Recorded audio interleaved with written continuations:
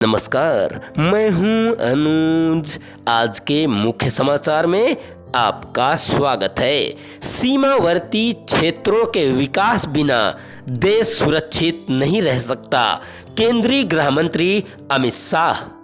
केंद्रीय गृह मंत्री अमित शाह ने कहा है कि सीमा पर स्थित गांव खाली होंगे तो सुरक्षा की चुनौतियां भी बढ़ेंगी। सीमावर्ती क्षेत्रों के विकास बिना देश सुरक्षित नहीं रह सकता। वाइब्रेंट विलेज योजना का उद्देश्य सीमावर्ती गांवों को मजबूत बनाना है। अमित शाह देहरादून में सीमा द्वार स्थित ITBP परिसर में भारत तिब्बत सीमा पुलिस के 62वें स्थापना दिवस पर संबोधित कर रहे थे। उन्होंने परेड की सलामी भी ली। इस मौके पर उन्होंने देश के जवानों को आश्वस्त करते हुए कहा कि आप देश की सीमा की चिंता कीजिए, आपके परिवार की चिंता सरकार करेगी। शाह ने वाइब्रेंट विलेज योजना में ITBP को नोडल एजेंसी बनाने की बात उन्होंने कही। गृह मंत्री ने कहा कि प्रधानमंत्री नरेंद्र मोदी मानते हैं कि सीमा पर बसा हर गांव देश का पहला गांव है। पहले जिन इलाकों को देश की सीमा का अंत मानकर नजरअंदाज किया गया, हमने वहां से शुरुआत की। 2014 से पहले भारत चीन सीमा पर विकास के लिए 4000 करोड़ रुपए सालाना खर्च किया जाता था, लेकिन अब 12,340 करोड़ रुपए सालाना खर्च किए जा रहे हैं।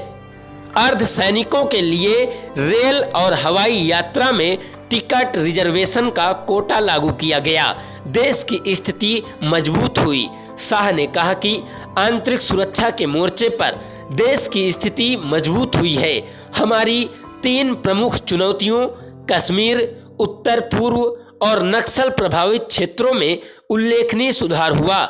कश्मीर से अनुच्छेद 370 हटाने के बाद आतंकवाद पर नियंत्रण पाने में सफलता मिली है। वहां मौत के आंकड़ों में 72% की गिरावट आई है और वामपंथी उग्रवाद में भी 80% की कमी दर्ज की गई है। अमित शाह ने कहा कि 2047 तक हमें भारत को ऐसा देश बनाना है कि हर क्षेत्र में हम विश्व का नेतृत्व करें। समारोह में उत्तराखंड के मुख्यमंत्री पुष्कर सिंह धामी भी उपस्थित रहे।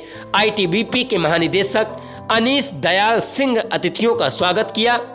देश की 1 इंच जमीन लेना नामुमकिन। शाह ने कहा कि ITBP शौर्य, दृढ़ता और कर्तव्य निष्ठा का प्रतीक है। सीमा सुरक्षा में सबसे कठिन क्षेत्र में यह सबसे अच्छा काम कर रही है।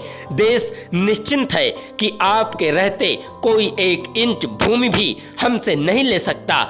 ITBP की 7 नई बटालियन और 1 नए सेक्टर हेडक्वार्टर को स्वीकृति प्रदान की गई है। इनमें 4 बटालियन स्थापित होने के साथ ही 5000 जवानों की भर्ती भी हो चुकी है। इससे भारत चीन सीमा पर सुरक्षा और पुख्ता होगी।